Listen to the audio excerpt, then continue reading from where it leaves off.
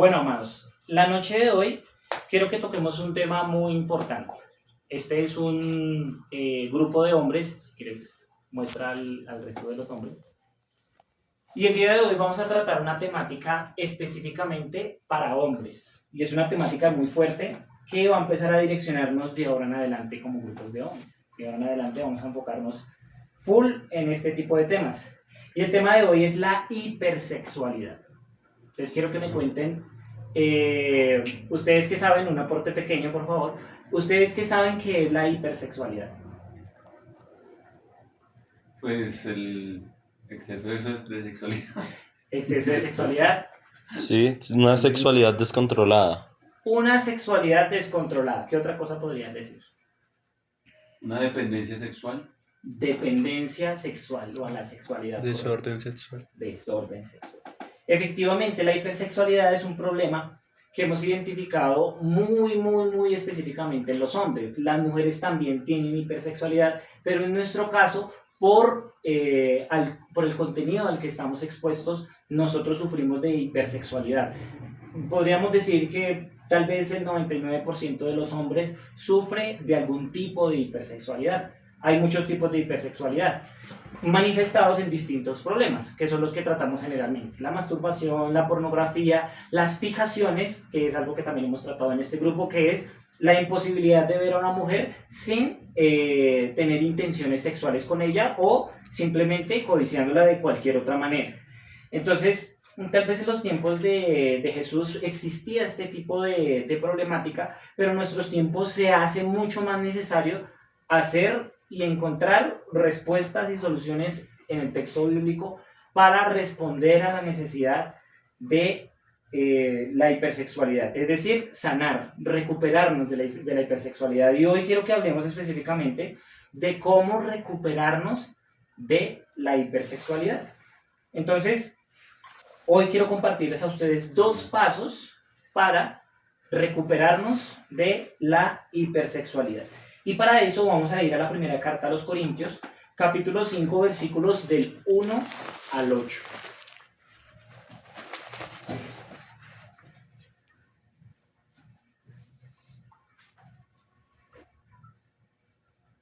Primera a los Corintios 5, versículos del 1 al 8.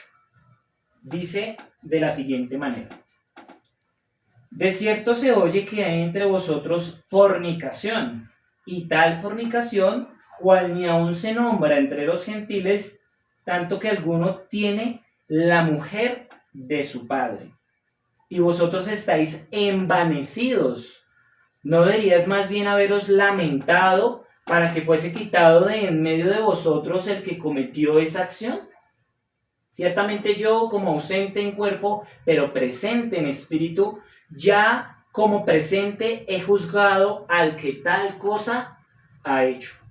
En el nombre de nuestro Señor Jesucristo, reunidos vosotros y mi espíritu con el poder de nuestro Señor Jesucristo, el tal sea entregado a Satanás para destrucción de la carne, a fin de que el espíritu sea salvo en el día del Señor Jesús. ¿No es buena vuestra jactancia? ¿No sabéis que un poco de levadura leuda toda la masa? Limpiaos, pues, de la vieja levadura, para que seáis nueva masa, sin levadura como sois, porque nuestra Pascua, que es Cristo, ya fue sacrificada por nosotros. Así que celebremos la fiesta, no con la vieja levadura, ni con la levadura de malicia y de maldad, sino con panes sin levadura de sinceridad y de verdad. Amén. Amén y amén. Entonces, nos damos cuenta que Pablo está atacando un problema muy específico. Ya sabemos que las cartas están escritas a una población con una necesidad. Esto no es algo que uno pueda simplemente coger y leerlo y ¿qué hay de Dios para mí en medio de este mensaje? Para poder comprender eso, necesitamos saber qué es lo que está atacando Pablo, y ese pedazo del texto nos da tal vez algunas pistas. Una de ellas es que le llegó el rumor a Pablo, simplemente leyendo nos damos cuenta, le llegó el rumor a Pablo de que uno de los hombres de la comunidad cristiana estaba acostándose con la mamá de su papá. con la mamá de su papá, no, perdón, con la esposa de su papá. Seguramente su madrastra podría ser. Y este tipo de prácticas era conocida en los tiempos de Pablo, pero no era aceptada ni siquiera por aquellos que no eran cristianos. Era una mala práctica. Estaba en contra de la moral general y por supuesto que estaba en contra de la moral cristiana también.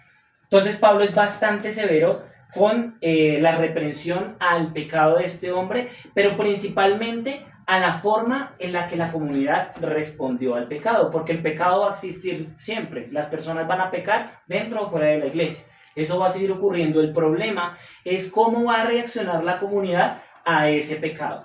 Y yo quiero que piense un momento en cómo reacciona la comunidad cristiana a la hipersexualidad, que es lo que estamos tratando el día de hoy. ¿Cómo responden las personas de la iglesia a los problemas de sexualidad de los hombres? ¿Cómo responde, por ejemplo, a las fijaciones, que es uno de los temas que tratamos? ¿Qué piensa la iglesia acerca de los hombres que miran a la mujer con codicia? No, yo creo que no se trata tan a fondo. Exacto, no piensa en nada. Es la mejor respuesta posible porque no existe una solución o una alternativa. ¿Cuántas veces a ustedes se les ha acercado alguien en la iglesia o un buen amigo y le ha dicho, mira, yo me he dado cuenta que tú tienes un problema cuando pasa una mujer, te fijas demasiado en ella, la miras mucho y eso de pronto la hace sentir incómoda o tal vez tú eres muy sutil y lo haces sin que nadie se dé cuenta, pero yo me di cuenta. A mí nunca me han dicho eso, por ejemplo, y yo soy un hombre que tiene problemas de fijación, como les he compartido en algún momento. Yo tengo un problema y me cuesta desenfocar, por así decirlo, mantener mi mirada en Cristo, por decirlo de alguna manera. Entonces, realmente la iglesia no tiene una respuesta para eso. ¿Cómo responde la iglesia al problema de la pornografía? Celebrando la recuperación, celebrando la Exacto, recuperación. en este momento tenemos un proceso que se llama Celebremos la Recuperación, pero lleva muy poco tiempo y la pornografía lleva más. Y si lo decimos en este momento, ¿qué tantos grupos de Celebremos la Recuperación de pornografía hay funcionando? Pocos. Yo no conozco ninguno en este momento. Existen, se dan de vez en cuando, pero no hay uno que esté ahí como Constante. vengan. ¿Quién necesita ayuda con esto? No es una solución permanente, por así decirlo. Ocurre esporádicamente.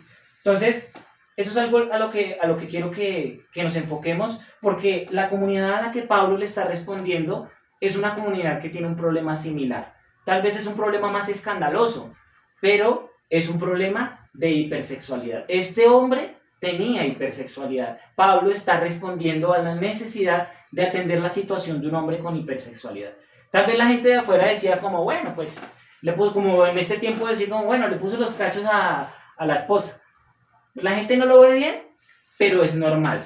Hace parte de lo que la gente ve. Se podría comparar tal vez con ese pecado. Pero cuando pasa a la iglesia, ¿cómo respondemos a esa necesidad? ¿Cómo se atiende el caso de este hombre? ¿Cómo se hubiera atendido el caso de este hombre si hubiera ocurrido en nuestros tiempos?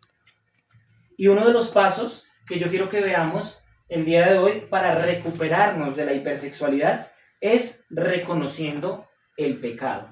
Reconociendo que es exactamente lo que está mal y lo que está bien.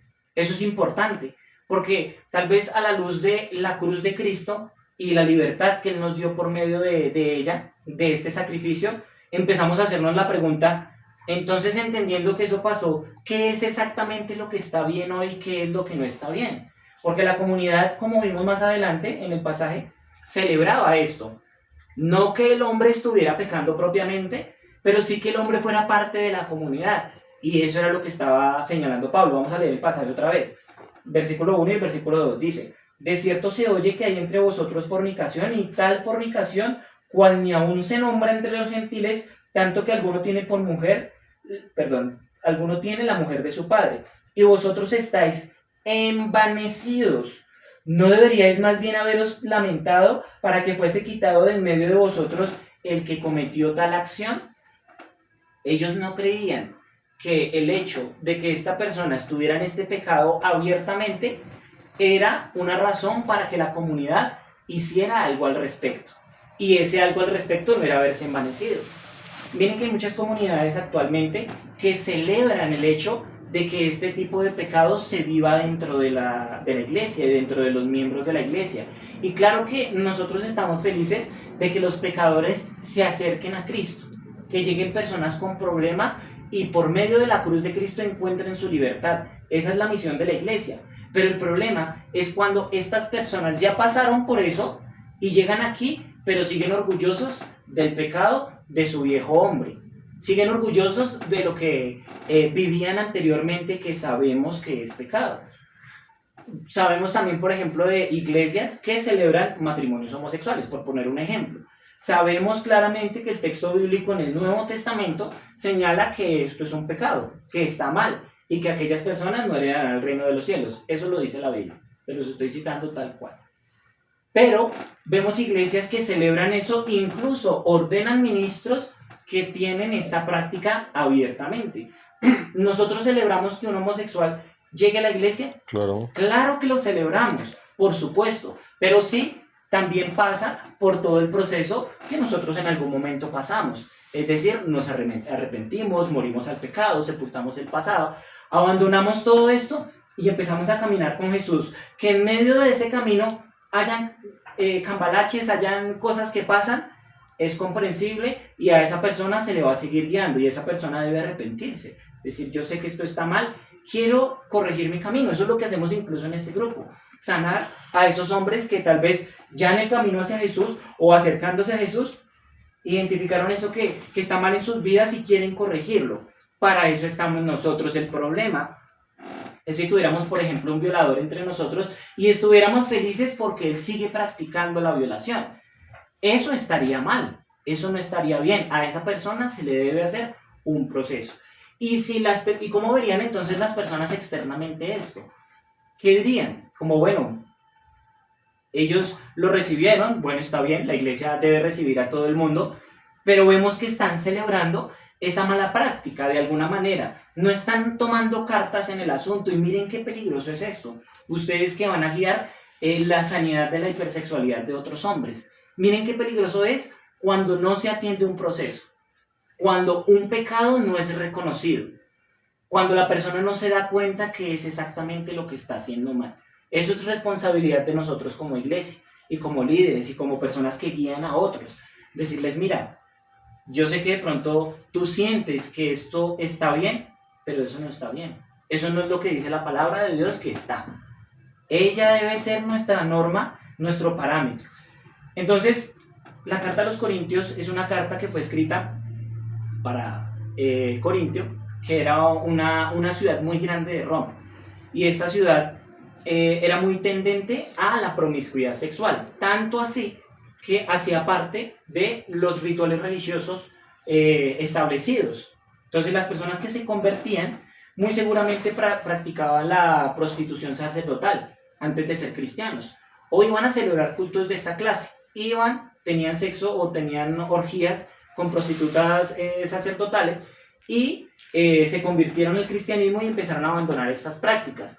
Pero que tenían la tendencia a pecar, a fallar, a decir como, bueno, pues soy libre en Cristo, entonces no pasa nada si practico esto también. Como cuando alguno dice, pero es que ¿qué tiene de malo fumarme un porro de marihuana si yo soy cristiano? Entonces ahí es cuando Pablo les dice, espera, no utilices esto que viviste antes, esto que es una perversión, para vivir tu libertad en Cristo, porque no es una verdadera libertad, tú sigues atado por el pecado. Pero ustedes se preguntarán, ¿cuál entonces es esa norma? ¿Cuál es ese parámetro? Nosotros creemos que las acciones de Cristo, la obra de Cristo, la obra redentora del Señor Jesús, nos hizo libres del pecado, por supuesto, pero también de las leyes. ¿De cuáles leyes? De las leyes ceremoniales. Esas son las leyes que de alguna manera caducaron o dejaron de ser vigentes porque tienen su cumplimiento pleno en Cristo. Claro que Cristo nos hace libres y nos perdona el pecado moral también, pero la ley moral continúa vigente hasta en nuestro tiempo. Y recordemos dónde está la ley moral. ¿Quién se acuerda en qué parte de la Biblia está la ley moral? ¿Los 10 mandamientos? Los 10 mandamientos, Éxodo 20. Muy bien. Ahí es donde se encuentra nuestra norma de conducta. Que si nos damos cuenta, el Señor Jesús en el Sermón del Monte hace Mateo. una relectura de de todas estas leyes, tratando de ir al fondo de lo que estaban tratando de hacer, de entender la profundidad de las mismas. Y yo creo que nosotros como cristianos debemos atesorar de manera muy especial estas dos partes de la Biblia, como nuestras normas de conducta. El Sermón del Monte, que son las palabras de Jesús, la guía de Jesús para aquellos que viven en el reino de Dios, y los 10 mandamientos, que son la ley moral que establece la Biblia, que podríamos decir que es tal vez una de las riquezas más grandes que tiene el Antiguo Testamento. Entonces eso es realmente lo que nos debe dirigir a nosotros. Esa moral es para agradar a Dios, no es por o en cumplimiento de, como lo eran las leyes ceremoniales. Las personas sacrificaban para cumplir un requisito. Nosotros ya no cumplimos ningún requisito, porque el Señor Jesús Ya. los cumplió todos. Pero por medio de esa transformación, por medio de ese nuevo nacimiento, nosotros vivimos bajo esa nueva naturaleza, que es una naturaleza impulsada por el Espíritu Santo y el fruto del Espíritu Santo. Amor, gozo, paz, paciencia, benignidad, bondad, fe, mansedumbre, templanza. Esas son las cosas que debe vivir el cristiano, que son contrarias a las obras de la carne, que son el incumplimiento de la ley moral, la fornicación, bueno, la hipersexualidad, para hablar específicamente de lo que estamos tratando hoy. Entonces, estas obras efectivamente son malas, son perversas, están en contra de lo que la palabra de Dios dice que es correcto.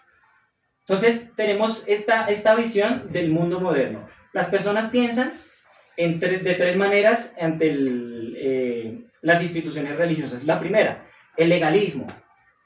¿Qué es el legalismo?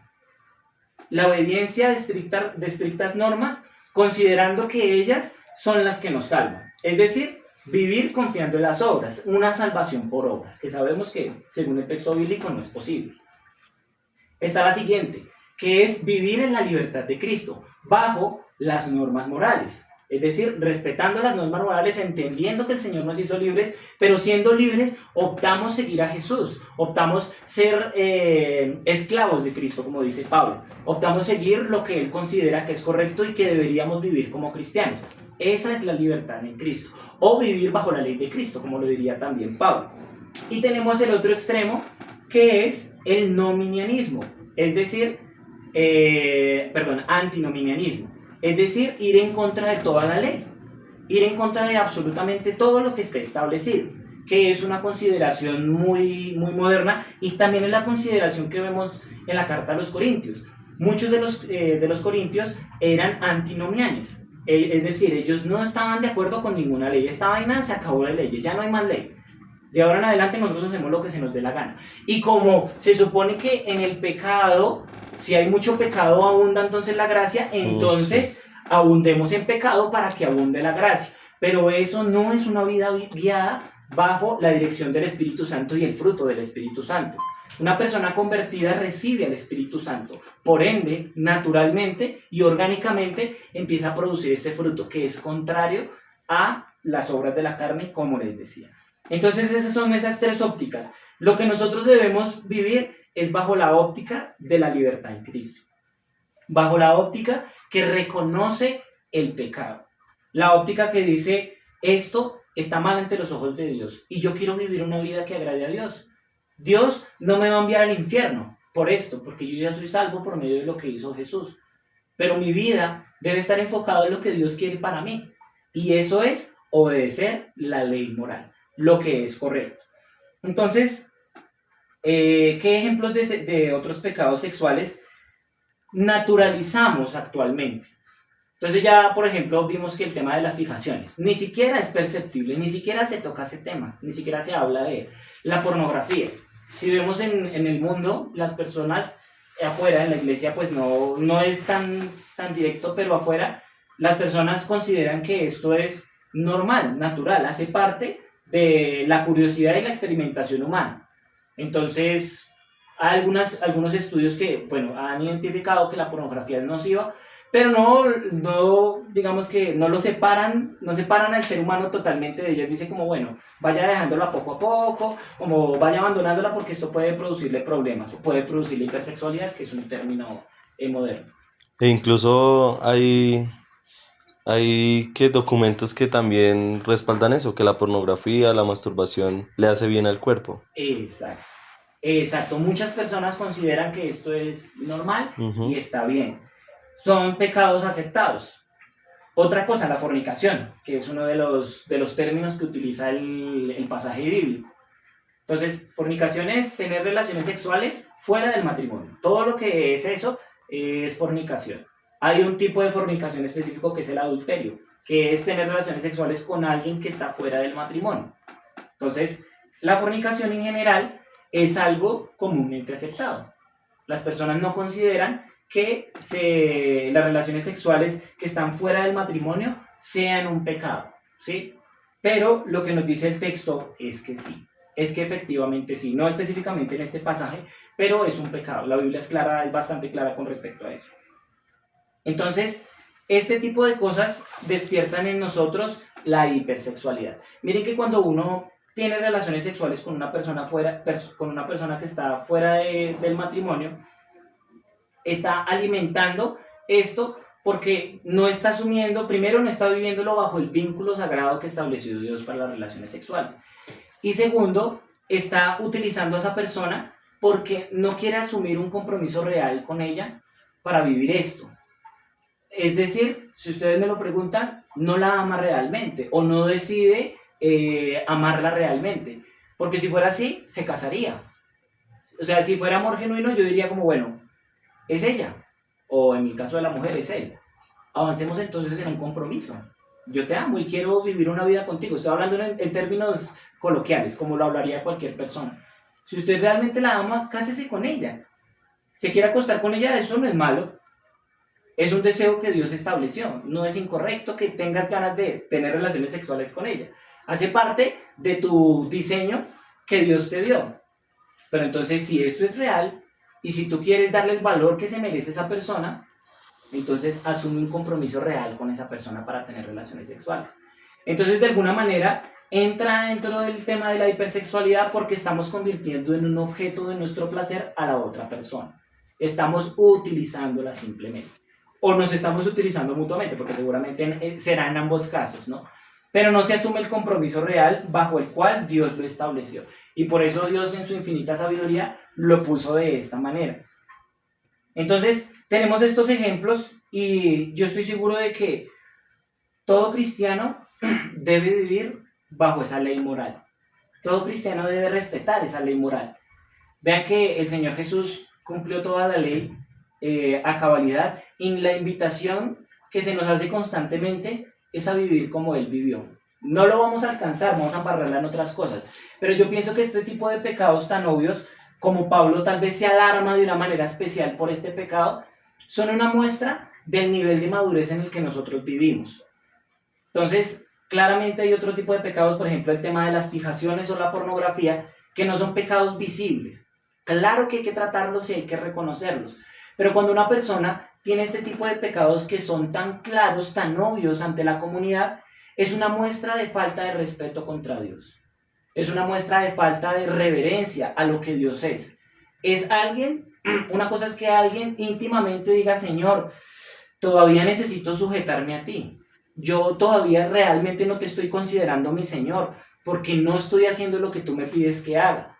Eso es una cosa cuando pasa en privado. Pero ¿qué pasa cuando pasa en público? Cuando una persona abiertamente con sus acciones y su manera de vivir no considera a Dios como su Señor. Y miren que Pablo es bastante claro en este ejemplo. Dice, este fulano no es un cristiano. No deben considerarlo un cristiano, porque no está viviendo como vive un cristiano. Un cristiano visiblemente se nota que es cristiano porque toma ciertas decisiones. En lo íntimo pues queda más de raro, queda más complicado y debe tratarse su proceso de manera personal. Pero cuando lo hace de manera abierta, la comunidad va a decir, porque él no está tomando las mismas decisiones que yo tomé, ¿sí? Antes, cuando no era cristiano, robaba, hacía esto, ahora ya no lo hace más.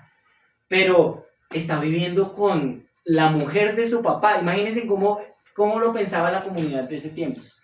¿Qué es lo que este tipo está haciendo? No entiendo. Entonces, y si la iglesia no hace nada, Entonces no comprendo cómo alguien como él es considerado cristiano, si no ha tomado o ha asumido los mismos compromisos que yo, no ha sido decisivo en contra del pecado, que es una muestra. Miren que en la iglesia a la que pertenecemos es una de las cosas y es el único requisito que hay para el bautismo, y es el arrepentimiento. Porque hay personas que dicen yo me quiero bautizar, pero continúan viviendo en pecado. Entonces, definitivamente no debe haber ningún obstáculo para que una persona se bautice, pero sí existe uno específico, y es, tú tienes que haber recibido al Señor Jesucristo, no al Salvador Jesucristo, al Señor Jesucristo que salva, porque ese es el primer título del Señor. Cuando una persona decide eso, dice, listo, yo voy a abandonar el pecado, estás lista, puedes nacer de nuevo, porque puedes empezar a recorrer el camino que todos hemos recorrido. Pero si no abandona ningún pecado, realmente no está viviendo lo que nosotros como comunidad cristiana invitamos a vivir. Y eso quiero que lo comprendamos a la luz del segundo paso para recuperarnos de la hipersexualidad. Y el segundo paso es recorriendo la santificación. Entonces miremos un momento lo que dicen los versículos del 3 al 8. Dice, ciertamente yo, como ausente en cuerpo, pero presente en espíritu, ya como presente juzgado al que tal cosa ha hecho. En el nombre de nuestro Señor Jesucristo, reunidos vosotros y mi espíritu, con el poder de nuestro Señor Jesucristo, el tal sea entregado a Satanás para destrucción de la carne, a fin de que el espíritu sea salvo en el día del Señor Jesús. No es buena vuestra jactancia. ¿No sabéis que un poco de levadura leuda toda la masa? Limpiaos pues de la vieja levadura, para que seáis nueva masa, sin levadura como sois, porque nuestra Pascua, que es Cristo, ya fue santificada por nosotros. Así que celebremos la fiesta no con la vieja levadura, ni con la levadura de malicia y de maldad, sino con panes y levadura de sinceridad y de verdad. Este último pasaje es algo muy específico para aquella persona que está viviendo en hipersexualidad. Y es con panes y levadura de sinceridad y de verdad. Porque, como les decía, está el ejemplo de aquella persona que practica este pecado públicamente, pero también está esta otra persona que oculta el pecado de la hipersexualidad. Y ambos están invitados a recorrer el camino de la santificación. El camino de la purificación por medio de Jesús. Mire que mal entendido este pasaje es súper peligroso.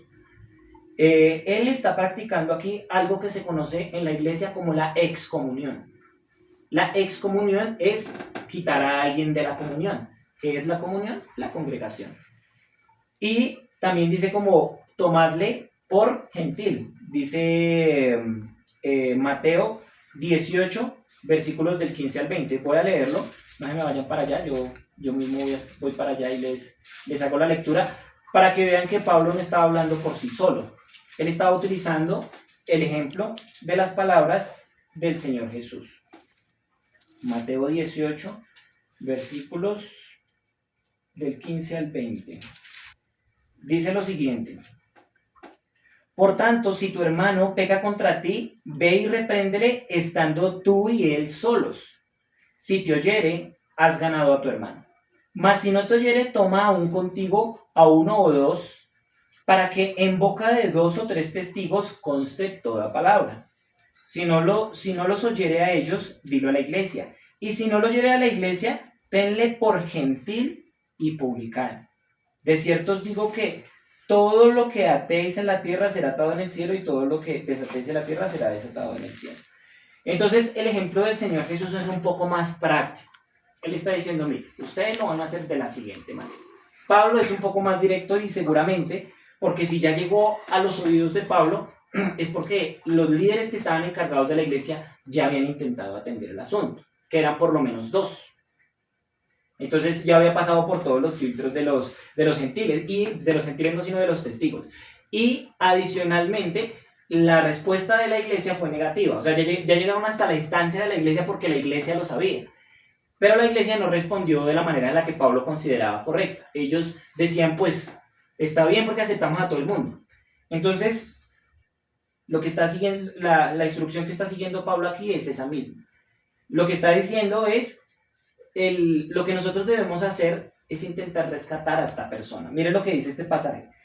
Dicen, en el nombre de nuestro Señor Jesucristo reunimos todo, el tal se ha entregado a Satanás para destrucción de la carne, a fin de que el espíritu sea salvo en el día del Señor Jesús.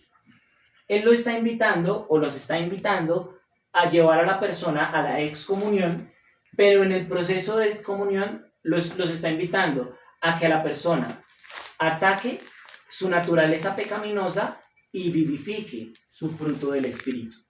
Lo más importante para esta persona no es que se quede en la iglesia realmente. Es importante, porque es importante que la persona se restaure.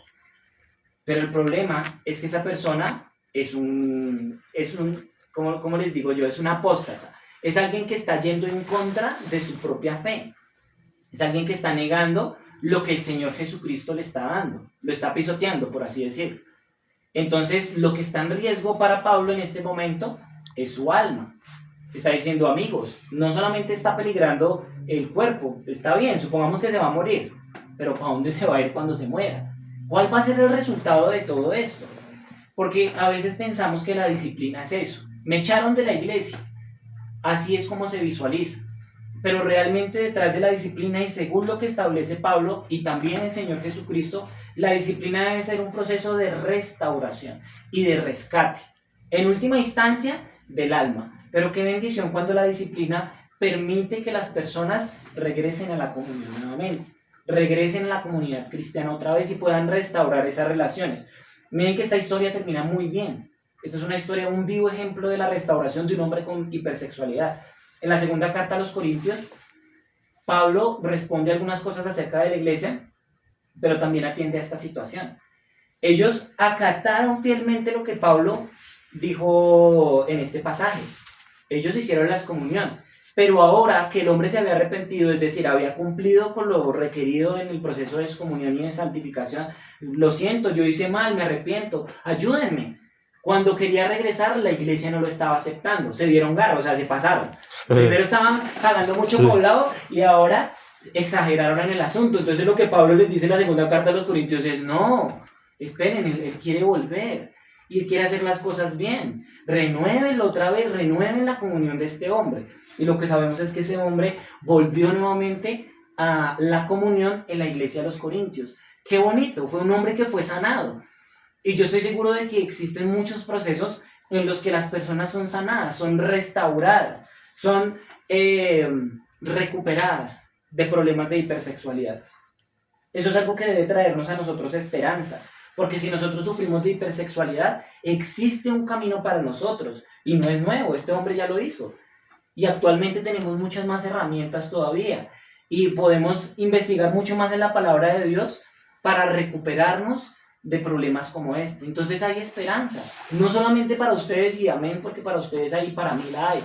Pero también para todos esos hombres que ya sea de manera abierta o de manera oculta, tienen hipersexualidad.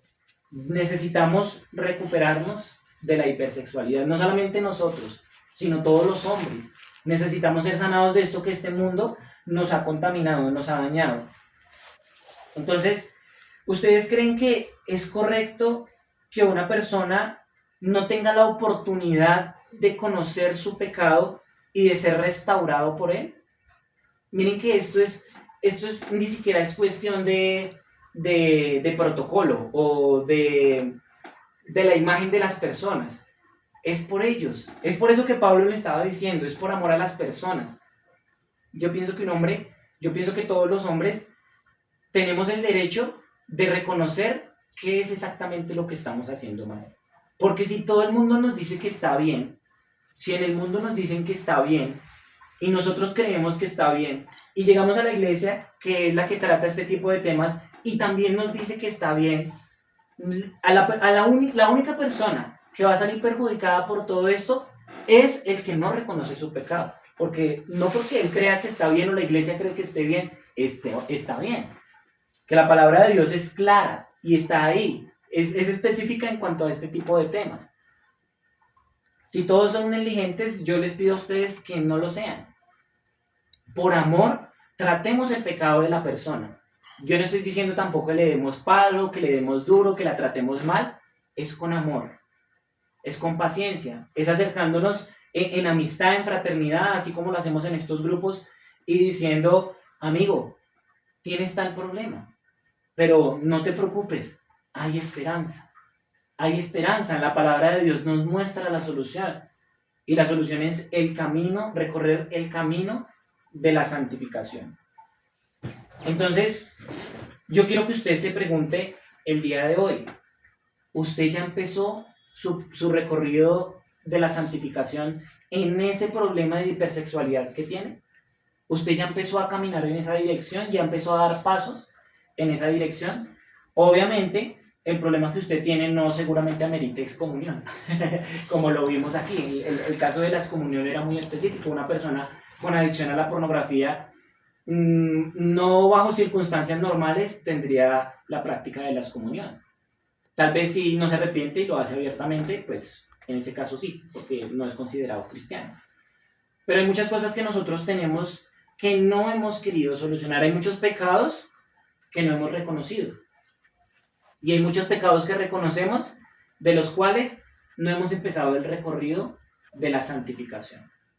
Entonces, quiero que se lleve esta frase el día de hoy, para que de ahora en adelante usted tome la decisión de cada cosa que el Espíritu le diga que está mal, o un hermano sabio de la iglesia que le diga que está mal, usted tenga la habilidad y la capacidad de hacerlo.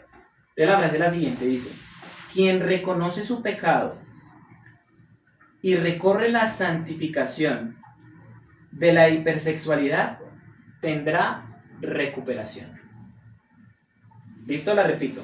Quien reconoce su pecado y recorre la santificación de la hipersexualidad tendrá recuperación.